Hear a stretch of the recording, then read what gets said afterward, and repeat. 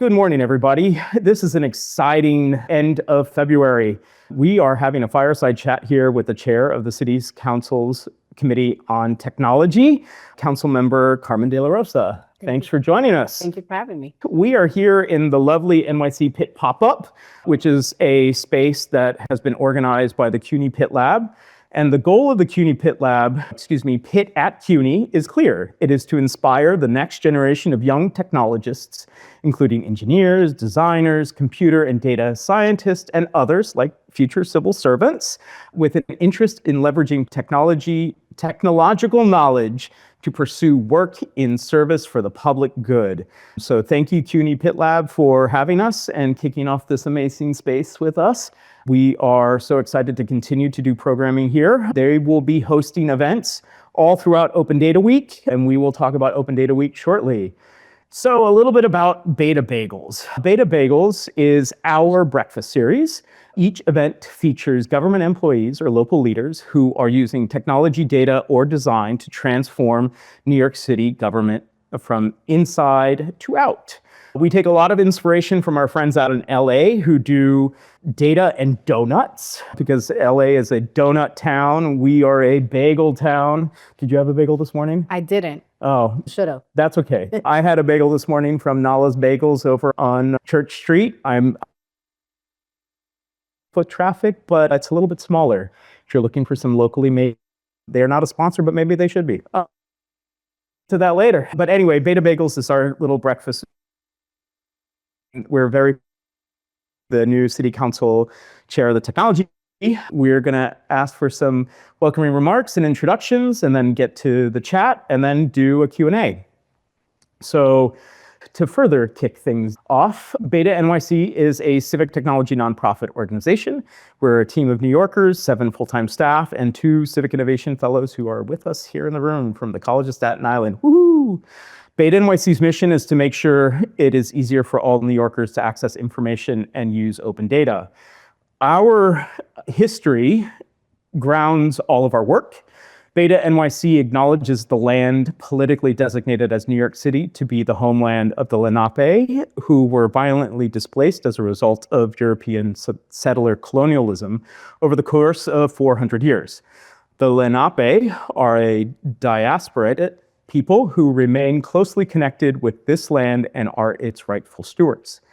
New York City is home to over 115,000 intertribal Native Americans, First Nation, and Indigenous peoples, the largest population of any city across Turtle Island. Some have been born here with family roots that go back for generations. Others have come to New York City to find out what they couldn't find anywhere else. Each one contributes to the rich and diverse culture that is New York City's urban Native community today. BetaNYC pays respect to all Native peoples, past, present, and future, and their continuing presence in the homeland and throughout the Indigenous diaspora. We offer our care and gratitude to the Indigenous peoples of many nations who continue to act as the stewards of the land to this day, and we encourage you to learn more about these vibrant communities among us. We also pay respect to the indentured servants and enslaved people who were brought here to these lands to build the city that we know today. We also give thanks to our ancestral mothers who fought for and continue to fight for universal suffrage and human rights. Our fight for our future is not siloed. Equality, equity, and opportunity are all interconnected. And with that, it is an immense pleasure, as I've said before, to have Councilmember de la Rosa here with us. Would you like me to read your bio? Would you like to... Don't read the bio. Okay, great. How would you like to introduce yourself then? I'm Carmen de la Rosa. I'm the council member for District 10 in Upper Manhattan, Inwood, Washington Heights, and Marble Hill. You could just call me Carmen. Carmen. Yeah. All right, great. I will do that. You have a very unique lived experience in the sense that you're an immigrant. You were also an advocate. You entered public service early in your career. You worked in Albany, and now you're here in City Hall. How has that journey influenced your understanding of how technology should be used for the public good? Yeah. Well, my journey began in the Dominican Republic. I was born in the Dominican Republic. I was actually adopted by a family, also Dominican, and we all immigrated to the United States looking for better opportunity, looking for that American dream we get sold abroad. And we landed in Washington Heights. And that, at that time, that was where the Dominican diaspora, by the way, today is Dominican Independence Day. Oh. So que viva Quisqueya to all my Dominicans out there. So Dominicans at that time, they're settling in Washington Heights and Inwood. It was kind of like a cradle community. This was the 90s. And so we made community there. And my father opened up a grocery store in the Bronx with his brothers. My mom was a home health aide around the city and also in Washington Heights. And so from a very early age, community was at the root, especially when you are from a community, from a family where financial means aren't the main thing, right? So we have to make do with what we have. And community rooted us and was able to get us where we are today. And so my parents still live in the same apartment on the same block where I grew up 40 years later. And for me, being a Spanish speaker, that was my first introduction to education here. I remember sitting and being like, what are people saying? I have no idea. My family only spoke Spanish. I only spoke Spanish. So that experience has really shaped what I look when I think about technology, is like, how do we give access to people who English is not their first language, who coming to this country is not their first experience? Navigating government is so complex sometimes. How can we use technology to make those experiences better, more productive for people across the city? Obviously, I went to college at Fordham University. The English kicked in eventually. From there, I ended up going into government at 20. And so next year, it's my 20th year in government. Nice. You don't look a day over 20. So Thank you. Dominican genes.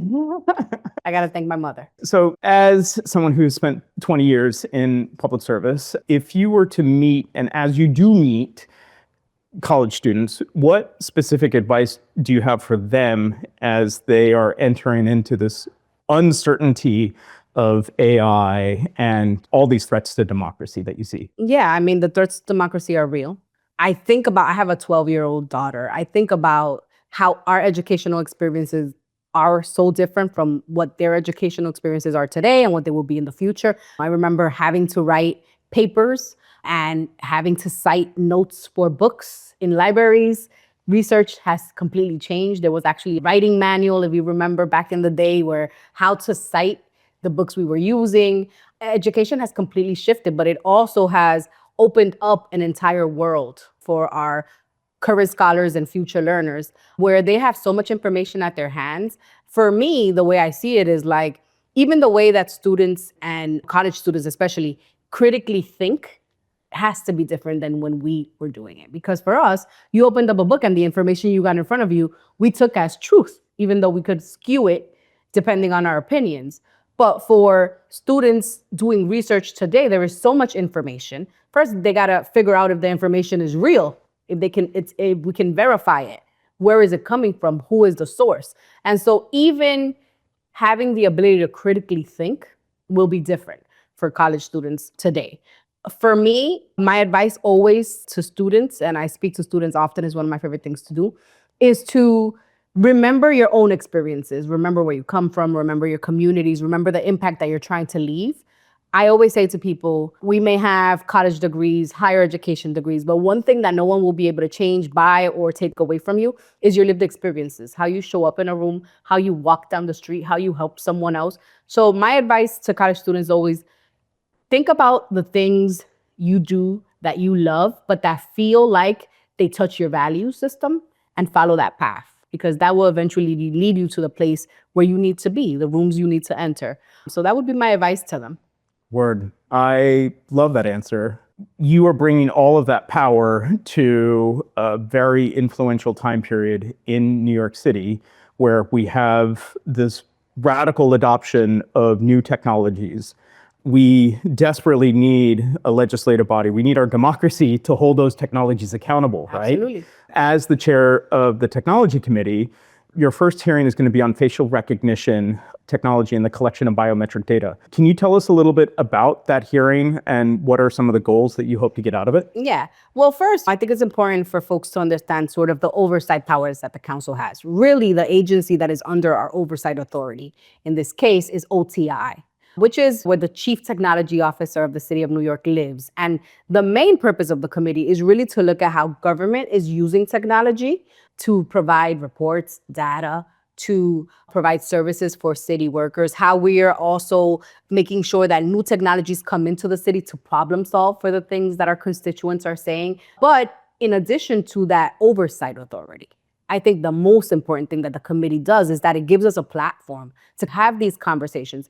The council's legislative authority is small when we think about privacy, when we think about data collection. Besides the open data law, which is historic in our city, we don't have so many tools for accountability. The state and the federal government have most of those tools. But what the committee gives us is sort of, they call it the bully pulpit. I'm not a bully, so I call it just the pulpit. It's the platform for us to be able to have these conversations and bring some of these players in to really have a conversation about what's working, what's not, what's happening to people's data. In a moment where immigrant communities are under attack, what happens if I enter in my information into one of these systems because I'm looking for food stamps or housing opportunities or educational opportunities for our children? How is that data protected? How is the data used? And then how is that data then turned around and helps the council to measure our successes and our challenges? Yeah. I live in North Brooklyn, thank goodness. The only thing that I've been affected by in the radical gentrification is have yet to be displaced, but many of my neighbors have. And in that displacement, I have witnessed the increasing number of digital doormen or like digital concierge with cameras being very pervasive walking down the street. When you think about how the panopticon of surveillance is now everywhere and it's being privatized, what are the concerns that you have that you want to bring up in this particular hearing? First of all, we know that technology is not foolproof. As technology evolves, it gets better, or we hope. But when they're testing technology on us, because we have to understand that everywhere where our images are captured, where our faces are scanned, where our eyes are scanned, they're testing it on us, right? They're testing it to see how they can make it better. But in this testing phase, this information is exposed, right? It is exposed. We don't know what's happening with the data. We don't know where the data is going. We don't know where our image is going. We also don't know the biases that exist. Like we've heard from communities, for example, communities of color, where this technology can exacerbate prejudice, right? So two people look alike or have the same complexion or are the same race. Will those images be clear? Could we be, for example, if you walk into a store, profiled because I look like my cousin? We don't know. And so those are some of the things that we want to see. What is happening with the information once they have it? We have to assume it's everywhere, but we also have to dig in to see where it is, right? There's a law that says that if you walk into a grocery store and you're being recorded, there should be clear signs. We know not everyone follows those laws. We know that those signs are not always clear. We also know that in the city where people speak, how many, 800 different languages or something like that, there language access issues, right? So you're walking into a store and there's a sign in English, you don't speak English, do you know what's happening with your image? And so as we think about this testing phase, where is this technology being used in a way that we're not consenting to? How is our information then being shared? We talked a little bit about tenants. One of the things that we did in the state legislature when I was in the assembly was get rid of the tenant blacklist. For example, there was a list that if you had been evicted, your name would appear on a tenant blacklist. Yeah.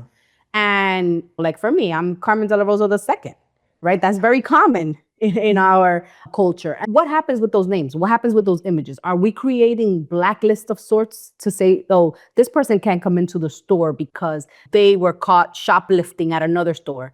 What if it's not that person? How do we verify the information? And so that's some of the things that I'm interested in digging in this first hearing. And then what happens after that information is collected? What do we do with it? So those are some of the things we're looking forward to this hearing on Monday to do. Excellent. And if you're interested in testifying at the hearing, council.nyc.gov. Take a look at how to testify virtually. You can submit testimony written. You can subscribe or sign up to give virtual testimony. Every single city council hearing, committee hearing is available for you to watch. All of that information is online at council.nyc.gov. And we look forward to all of these hearings that you're going to host throughout the next 4 years. I'm excited. So let's talk about the intersection of public interest technology and data. When you think about technology in city government, what does it mean for the everyday lives of your constituents in Inwood? Yeah. I mean, look, there are two populations that I'm predominantly serving in Inwood. One is a population that is not predominantly English speaking.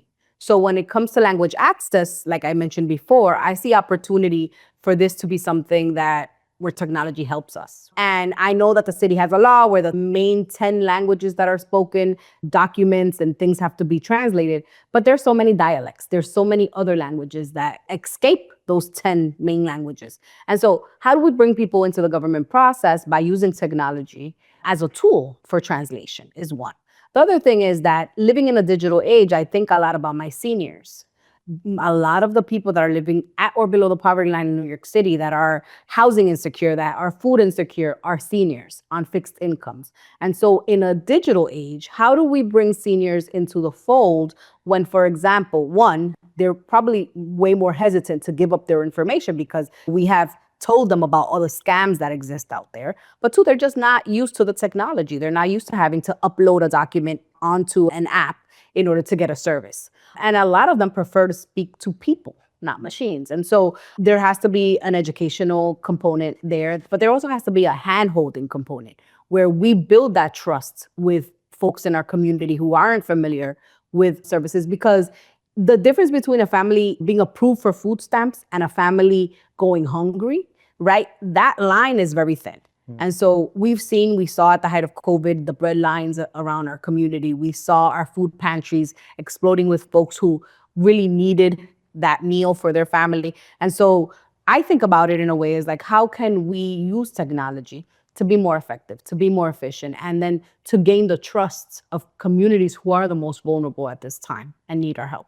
So in our language, that's about service design. It's about making sure that we're mapping the solutions that government can provide and making sure that it's easy and that we're navigating through the process to ensure that those people who need those services the most actually have that system designed for them, Exactly. for them to get access to it. Exactly. Great. If there was one city service that you could redesign right now, is there one that's at the top of your head? You know, I think about Housing Connect all the time. Again, my district is one of those districts where housing is the number one issue. About 90% that come into the office are coming in for Housing Connect or to apply for housing or to look for better housing.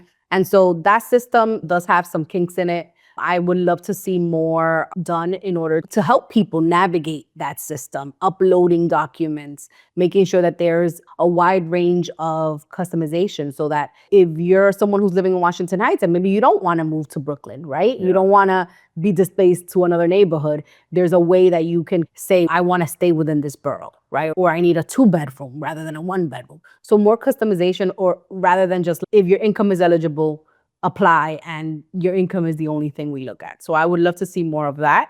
I also think a lot about repairs and how the city logs repairs. One of the main reasons that people are looking for housing in our city is because that housing that they live in is inadequate. How do we use technology to hold landlords who are not repairing their buildings accountable? Besides having the worst landlord list, which I'm a fan of, we need other tools in order to track progress of repairs. I know that the city dabbled with My City being a new pilot project to be a one-stop shop for government. What I quickly learned as the new chair of the committee is that My City needs a lot of work, and it's not doing some of the things that were originally intended. And obviously, we're in a new mayoral administration. We don't know what the plan for the new chief technology officer, which was just appointed, will be. Have you met with her yet? Not yet, but I'm looking forward to it. Okay, she starts next week. Yeah. So yeah. I've heard good things. So have I. So I'm looking forward to this. Me too. She has a history of service design, which is something that I'm really looking forward to having inside of OTI, something that we have been advocating for many years since Mayor de Blasio. We really think that technology needs to serve people through asking how that technology actually works for them, right? Yeah. And I'm glad that the new CTO has that existing history. The funny thing that you mentioned about Housing Connect is that your colleague, Councilmember Dinowitz, introduced a piece of legislation last year explicitly talking about having systems set up inside of Housing Connect so that way you fill out that application and it automatically applies for you. How do you think about privacy in the next phase that we're in, because you don't know where your information now exists in the world. I just got a letter last night saying, once again, personal identifiable information has been compromised. So where do you think about digital and data privacy and the opportunities that you have now over the next 4 years? Yeah, it's something that is front of mind. When I think about especially city agencies, you're talking about the data of millions of people, a lot of millions of people that are in vulnerable situations. Many times when they come to a city for services, it's kind of the last stop, right? They don't start at city services, they usually end at city services. So again, you think of a family that's navigating the ACS system or a family that's navigating the homeless system. That's not their starting point. And once that information is entered, then one, how do we best help them? I love the idea of a one-stop shop. I want to see that idea actually work for families. But also, what happens to that data right now is how are we protecting that data? How are we ensuring that data is not getting into the hands of, for example, in this moment, this political moment, the federal authorities, right? We know that New York City is a sanctuary city. We know that there's no collaboration between, or there's not supposed to be any collaboration between the NYPD and Homeland Security, or city agencies and Homeland Security. But understanding that there are threats to our information, how do we make sure that the right amount of firewalls are in place to protect people's data? And that's something that's definitely the committee is going to be taking a deeper look into. Great. reInvent Albany wrote a report that was giving advice to the incoming administration, and it contains a recommendation around cybersecurity processes, that the current approval process to get systems are arbitrary, and essentially to get technology to work inside a city government is arbitrary and punitive. And so how do you imagine the committee being a platform that enables city staffers to work in a modern technological environment? Yeah, that is actually an interesting question. First of all, like I said, the committee is the platform, right? So we should be having hearings around these topics. I welcome people to email our office if there's topics that we should be talking about. Get engaged with us, send us a message on Twitter or Instagram, find us wherever we are in the digital world, and let us know what we should be talking about. But second of all, and we were talking about this a little earlier, I feel like there are tools that we can use to make working in government more productive, right? Like, you've ever gotten an email and it's full of grammatical errors, like that is easily taken care of if we use AI in the right way. But in a government office where I have people's social security number, addresses, and phone numbers, I can't just go online and pop in someone's confidential information into a free, ChatGPT box or bot or any other bot and not expect that information to be populated somewhere else. So we have to be very careful about how we use confidential information to maybe write a letter to NYCHA about a repair, but it has all this identifiable information. So one of the things that I've been talking about a lot is like, we can't act like AI and some of these technological tools don't exist and just like put shame. We have to train our workforce to use this data responsibly, to use data that lives within a secure environment, right? So that because people are going to use it anyway. So instead of using the free version, is there a version that we could use that is cyber protected, that we understand that our constituents' information isn't going to be taken? Or if that is always going to be the case, then how do we teach our staff to insert all the other things and not private information into a chat box? So one of the things that I'm looking to do is to train up, for example, city council staff. Start there to make sure that they know the tools that are available to them and tools that are safe and protected, and that council IT, for example, is working with us to make sure that information and those tools are used properly.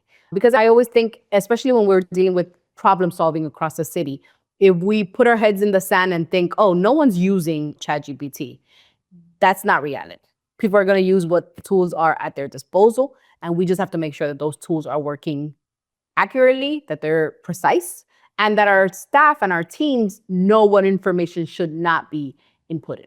Yeah, that's been one of our greatest frustrations over the last 4 years, is that we had many guardrails in place at the end of the de Blasio administration there's only one piece of legislation, essentially the AI reporting law, that gave us a unified definition on what is an AI or automated decision-making system. But effectively, Mayor Adams then erased all of the other executive orders, had all of those guardrails in place. And we're then hoping that something would come out from that. We only got further legislative accountability at the end of the Adams administration through the GUARD Act. Now there's a bigger window that OTI has to set up a series of committees and really staff up an AI accountability office. OTI also has now the new responsibility of staffing up a digital equity, the Internet Master Plan office. So your committee has a lot of work to hold OTI and the mayor accountable for really good pieces of legislation that have now been cemented, that are transformative, that I wish more people knew about, because we truly are at the forefront of these particular issues in around to internet access, artificial intelligence. And something that I find interesting in my own research about AI is how far have we been arguing about automation? And some can say that it goes back to the 1600s, that skilled laborers have been concerned about automation, and that 400 years later, we truly are at the level where this systematic automation of all the things is being marketed on Wall Street as the solution to all of our problems. And yet what we're discovering is that there's just many more problems that it's creating. And very specifically, what do you think that the guardrails should be? Do you have anything that you want to add around the guardrails around AI in city government? Yeah, for sure. First of all, I want to say that what I've been reading in different reports points to the fact that a lot of those jobs that are going to be taken over by automation are really some of the lower paid jobs. And that's worrisome to me, because that feels like a punishment to the working class of our city. I, as the chair of the technology committee, am in a very unique position where I don't want to stem the flow of new technologies coming online, because I think that we have to make sure that new technology exists and continues to evolve, continues to perfect itself. But at the same time, there have to be protections for workers. And before I was a technology chair, I was a civil service and labor chair. And our municipal government is in a crisis right now. We have large agency vacancies. And my fear is, well, are we going to just make those vacancies disappear by making sure that automation happens at a level? First, there have to be every city worker that is a unionized city worker is represented by a labor union. We are seeing more and more, especially last term when I was the chair of the committee, that AI is becoming a point of contention and challenge in many of the work contracts that the city's filling. Just last week, the nurses union came to a deal with the privately run hospital systems in the city, and AI was one of the points where they were stuck at. And so there's a delicate balance between automation in order to be more productive, and then are we taking away a class of jobs? And for some of those jobs, there are some of the most neediest New Yorkers that are filling those jobs. Yeah. So there have to be a balance between how we automate in order to be effective, and then what that looks like for the workforce. For example, last year, there was a big strike, the Writers Guild and SAG-AFTRA. And that AI conversation was different, because it was like, once they take our image, can they just use our image? Are they the owners of our image, our voices? If you're a singer, if you're an actor, and then use that and manipulate that for something that we didn't consent to? Do they own our image? So those conversations we're seeing are coming up more and more. And my advice to folks, and what we've been talking about, is how do we cement protection languages within the collective bargaining process to make sure that there are protections in place for city workers so that they're not just simply replaced. But we also have to train up our workforce, because even when automation happens, there's sometimes a worker that has to push that button. Yeah. And so how do we also train up the workforce to evolve as technology is evolving? And also, sometimes technology creates new jobs, right? We know that. And so what are there other titles, other positions that the city should be recruiting for, filling, so that we are up to date and at speed with technology, how technology evolves, and we can take advantage of some of those workforce needs that we will have. Yeah, there's so many interlocking stories of my lived experiences trying to be a human on a bicycle in New York City and seeing the advent of speed cameras and knowing that speed cameras really do save lives. All of the facts that we have and all of the data that we have is that the automated speed enforcement cameras really does save lives. Red light cameras helps prevent people from being hit at dangerous intersections. Absolutely. And yet, I remember when I came to New York City that the state, there were several unions that at the state level were saying that cameras couldn't be used for automated police enforcement because we still needed to have that cop in the loop.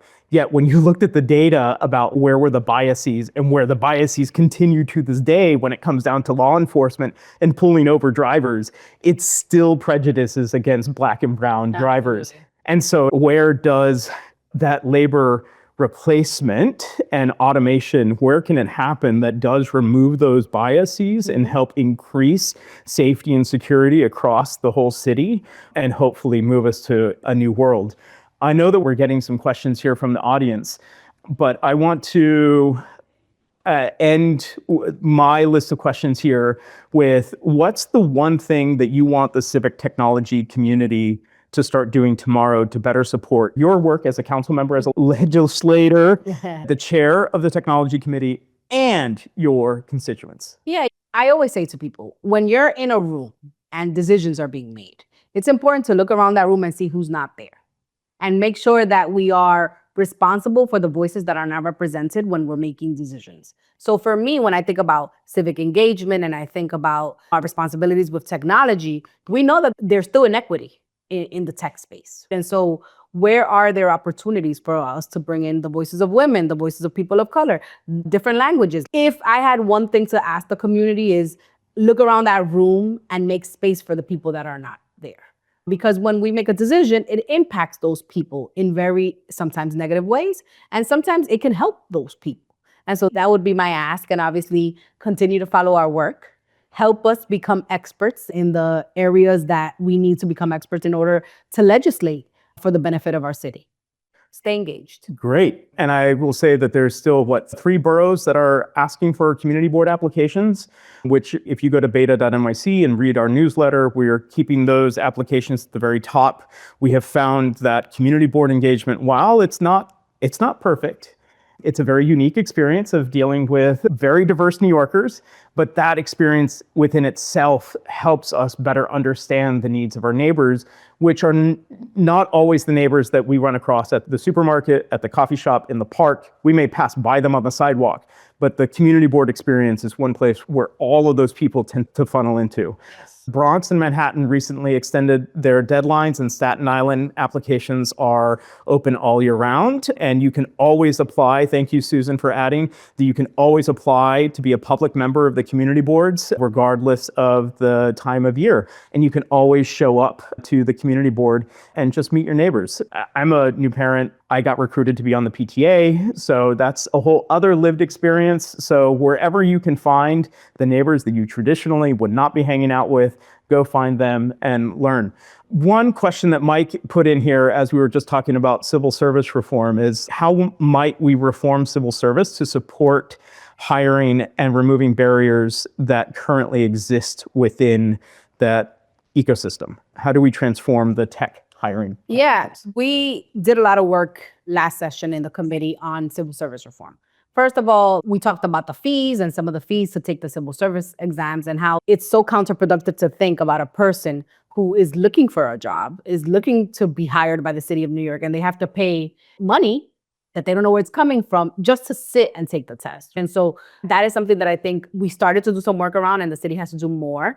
Are there waivers? We passed a bill last session where we created a pilot project with CUNY, where CUNY is basically training up the next cohort of civil service workers for the city of New York. So making sure that places like CUNY, where the brightest minds go to train, have a pipeline into public service. The other thing is also, there were a bunch of civil service titles that had requirements like college degree, if you're in a civil service title, that doesn't require that. How can we lower some of those obstacles? And so those are some of the conversations that are continuing to happen in the council. I think when we add technology into the mix, what I would like to see is more titles that reflect the evolving technology, and that's a conversation to be had.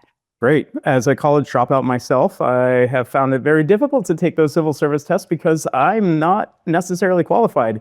I have to keep on working in private society and private sector to eventually get the points. So maybe by the time I'm 60, I'll retire into city government. Exactly. Yeah. And that's a waste because talents like yours are hard to find. And so we need to be attracting the most talented New Yorkers to be we would be so well served by Noel in city government. That's very kind of you. Thank you.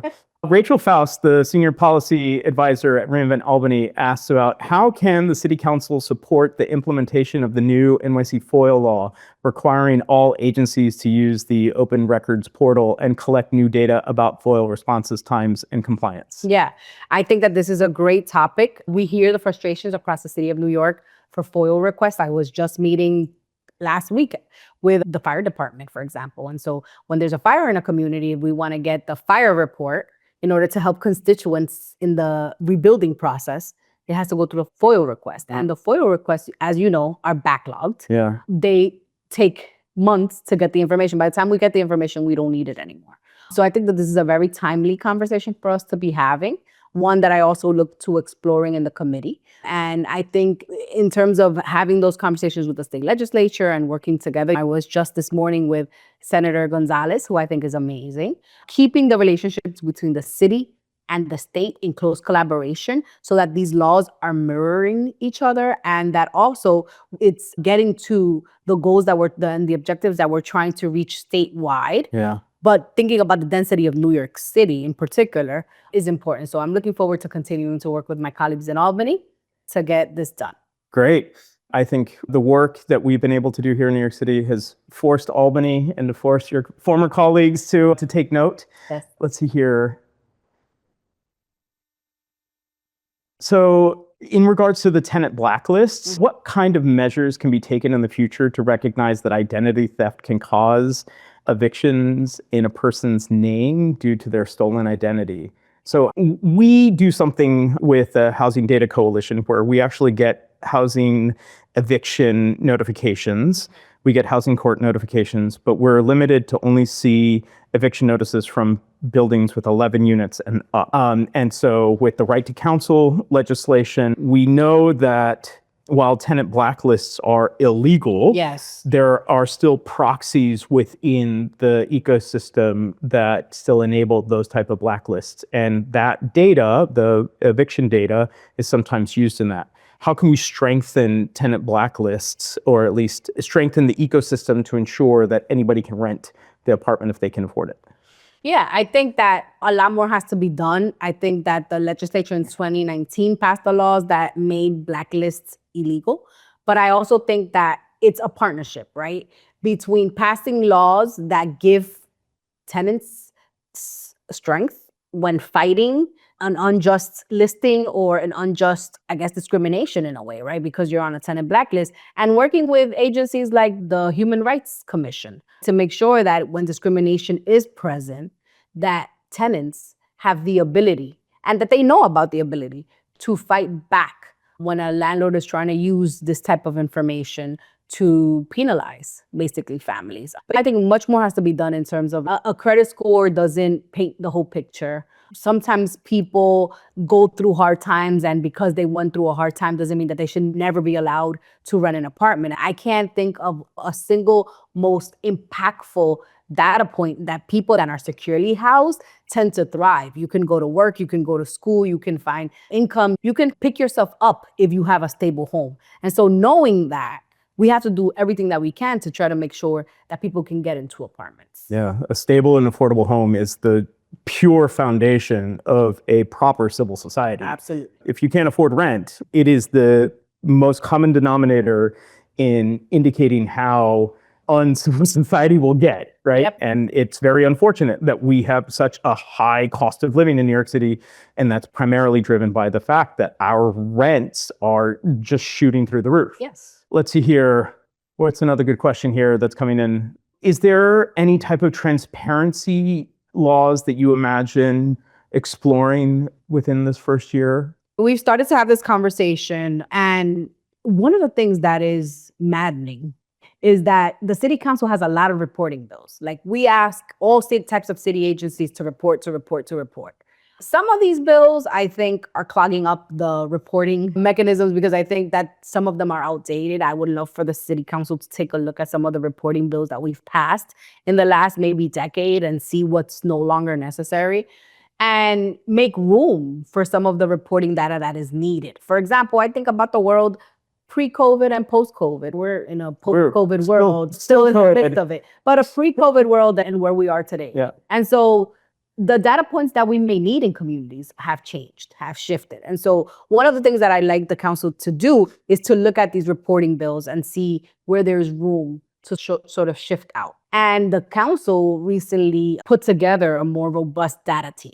As council members, it's so important for us to have some of this data before the agency partners come before us so that we can do proper oversight. So when you think about accountability and oversight, having that data to be able to ask the city agency on the spot about and analyze that data is going to be super important to making sure that the spirit of the laws in our city are being followed. Yeah. One of the community questions was data would hold agencies more accountable. And then the follow-up, that how do you think that council should be using open data for oversight?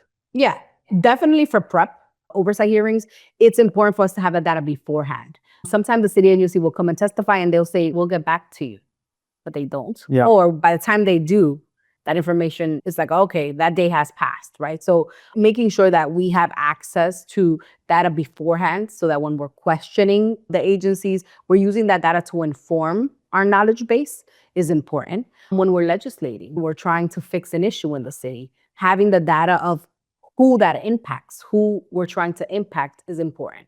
And then some data that I think is important for our city to have, like in the public health space. There's so much data that we need, but like in the public health space, last session we had a hearing about Legionnaires and how it impacts communities, and they have found the clusters. But like, who's tracking after communities are impacted by something like Legionnaires or any other disease? Who's tracking what happens after, and how is that being reported back for us to know that there's actually a follow-up that is needed to that hearing or to that piece of legislation or to what we're asking agencies to do? So for me, the other side of the legislation is data that we need. City of Yes is a big example. The city passed the City of Yes under Mayor Adams. What data is coming out of the implementation of City of Yes that the council should come back and have that data and take a look to know that some of the investments or the opportunities that we try to legislate for are actually happening? That part of like the other side of the legislation is not something we talk too much about. Yeah. There's a great science fiction book that Kim Stanley Robinson wrote about New York City, where actually the seas have all risen in Lower Manhattan, where we're at now, is all flooded, and it's like Venice and it's not habitable. But where New Yorkers have essentially habited are the uptown, where the land is much higher, and the new New York is up in Inwood. So always trying to figure out, why did we go through this whole City of Yes, and we have this data about climate change, and we have the topology of the city, so we know where the city is going to be impacted by rising sea levels. We know where the aquifer infrastructure has been built. Why are we not combining all of that data to project out what the city for the next 100 years looks like? The subway system is subterranean, so it's going to be dramatically impacted as the floods and as the water increases, but we still have an opportunity to reshape the city, and we should be planning for that 100 years. And it seems like we have at least some of that to work with. I mean, just these past few floods, we saw these historic pictures of subways. I was actually caught in one of those trains as it was flooding, and you feel really stuck. You feel like, okay, the water's coming. Should I get out of the train now or not? And those are problems that are happening today. So we're not solving for 100 years from now. We're solving for our imminent future. Yeah. And the Technology Committee has a unique opportunity to ensure that the data systems and the technology systems that agencies are implementing to help with that planning can be done appropriately.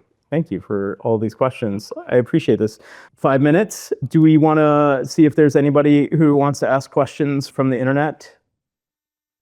Oh, all right. We have Edward Potter, through the power of the internet. I have two questions. I worked for IBM for years, multi-million-dollar projects. The reality is those multi-million-dollar projects, city has a $2 billion IT project budget. Basically, the cost of those is now $ is zero with AI. The issue is the city is still spending $2 billion a year on IT. And I think it's a big mistake. These projects, these multi-million-dollar databases, etc., the cost is now basically zero with AI. So I don't know if anyone's ever going to get away from companies like CDW, which charge the city $250 million every 52 weeks. There's probably no way of getting untangled from them. But maybe we can start a pilot project where we start taking major city databases. They're just as good as IBM, just as good as CDW, and just put them out there just to experiment. Just an idea. It's like Oracle. There's no way of getting rid of Oracle. They've got you. The second question I have is, since I'm an AI guy, pretty deep into AI, program AI every single day, like 12 hours a day. And they're starting the kids in China at 6 years old, not 6th grade, 6 years old. I spoke to a New York City school teacher. She said, don't even mention the word in the high schools. They're worried about job security. I mean, taking Mandarin, okay? So I think the city is going to have to make a move on getting these kids into AI, like it or not. We know it has issues. We know all about this. But they're just going to get crushed if they do not make a serious push into getting these kids into using these tools. I don't know what's going to happen to them. They're going to be totally unprepared. We know that AI in the long run will give us all more jobs, but there's going to be a gray zone, gray collar, we call it, when people are losing jobs and AI is gaining jobs, but there is that valley in between. So I'm just suggesting that the city may want to look at what China is doing. Take their curriculum. It's all done. They finished it. And they start at 6 years old. Just Great. Thank you. Right out there. Thank you. To rephrase the question, what do you think the council's role is in holding the Department of Education accountable for their AI policy, which according to WNYC is going to be dropping any day now? Yeah, we're looking forward to seeing what they come up with. I think that he's absolutely right in that we have to be doing more. I can tell you as a mother of a 12-year-old, whether it's in the curriculum or not, the kids are learning it. They're learning it, they're utilizing it, they're much better versed in it than a lot of us. But I do agree that we have to teach them how to use it responsibly, how to use it in a moral framework in a way. And so that is on us to do. And so this is definitely a conversation that I'm looking forward to continuing with my colleagues. I know the council last year had an AI and education hearing. I'm looking forward to doing one again this year. We have a new chancellor. We have new policies coming out. So stay tuned. Great. And then there was a question that came in as a comment. So would you support City Council publishing more data sets to the open data portal beyond the PDF reports? I think the unique opportunity that you have as the technology chair and pushing the speaker is to getting all of the PDF reports that council produces as structured data to the open data portal. Okay, something to have a conversation with the speakers team on. I've seen them be very open to innovation, so I'm looking forward to having that conversation. I know that you wanted to be the speaker, Yes. so this is your consolation prize. Hopefully you get to champion all of these technology ideas as the... Within. Yeah. Exactly. And look, I think that the speaker has shown a tremendous openness to our ideas, to our new thoughts. I'm looking forward to working with her on the technology front. And so I think we have good opportunities. Is she really, do you think that she has like a sense to bring many more technology bills in front of council? I think she does, from what I've heard. She's doing something right now, which is pretty historic on the contracting side, these emergency contracts, which I think also speak to Edward's first question about how we're spending our contracting dollars on technology. I think technology contracts are something that we should continue to look at. And she has an amazing team. I have to say, the talented people that work at the speaker's office, the new folks that have come in, the people that have been there historically are going to be amazing. Yeah. Yeah. You also have an amazing team. I know that we're at time and your time is very precious.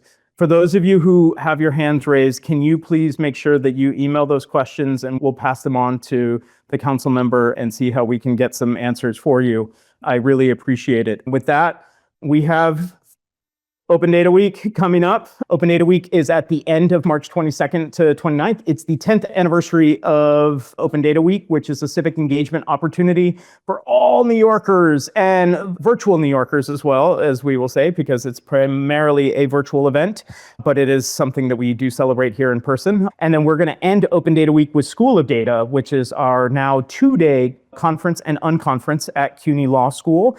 And throughout Open Data Week and the week after, we will have an art show at Brick in Brooklyn, where Data Through Design will have 12 or 13 artists, something like that, that will be doing physical manifestations of data sets that have been inspired. And we look forward to the council member coming to speak either virtually or in person. We always have a place for you to do a keynote introduction at School of Data at CUNY Law School on March 28th. Early bird tickets are on right now. And then the Pit Pop-Up is hosting a series of events. Anthony put this in the chat. If you're interested in hosting an event during Open Data Week here in this really amazing storefront inside of the Oculus, this has been going on for 5 months now, 4 months, how many months? Almost 6 months. So we've had this little storefront here, and the CUNY Pit team is looking forward to having you. This is a great little storefront to do demos, showcases, conversations, Q&A. If you want to do a podcast, if you want to do a live stream, we've just figured this whole out. So thank you, council member. Thank you, council members, team and staff. Thank you, Pit Pop-Up. Thank you, BetaNYC. Thank you, participants. We really appreciate you. We hope to see you at Open Data Week. And thanks for tuning in.